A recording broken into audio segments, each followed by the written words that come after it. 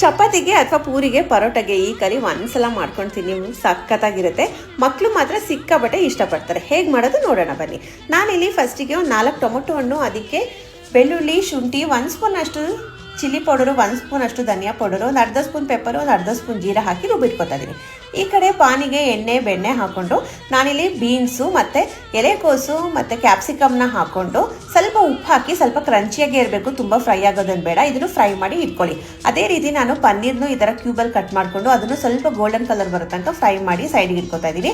ಆಮೇಲೆ ಬಾಣಲಿಗೆ ಒಂದು ಸ್ವಲ್ಪ ಎಣ್ಣೆ ಹಾಕ್ಕೊಂಡು ಅದಕ್ಕೆ ಜೀರಿಗೆ, ಸಣ್ಣಗೆ ಹೆಚ್ಕೊಂಡಿರೋ ಈರುಳ್ಳಿನ ಹಾಕ್ಕೊಂಡು ನೀಟಾಗಿ ಫ್ರೈ ಮಾಡ್ಕೊಳ್ಳಿ. ಆಮೇಲೆ ಮುಂಚೆನೇ ಮಾಡ್ಕೊಂಡಿರ್ತೀವಲ್ಲ ಟೊಮೊಟೊ ಮಸಾಲ, ಅದನ್ನು ಇದಕ್ಕೆ ಹಾಕ್ಬಿಟ್ಟು ನೀವು ಅದಕ್ಕೆ ಇವಾಗ ರುಚಿಗೆ ಎಷ್ಟು ಬೇಕೋ ಅಷ್ಟು ಉಪ್ಪು, ಸ್ವಲ್ಪ ಅರಿಶಿಣದ ಪುಡಿ ಹಾಕ್ಬಿಟ್ಟು ಒಂದು 10 ನಿಮಿಷ ಲಿಡ್ ಕ್ಲೋಸ್ ಮಾಡಿ ಇಟ್ಬಿಡಿ. ಹಸಿ ವಾಸನೆ ಹೋಗಿ ಮಸಾಲೆ ಎಲ್ಲ ಬಿಟ್ಕೋಬೇಕು. ಅಲ್ಲಿ ತನಕ ಒಂದು 10 ನಿಮಿಷ ಲಿಡ್ ಕ್ಲೋಸ್ ಮಾಡಿದ್ರೆ ಆಯಿತು.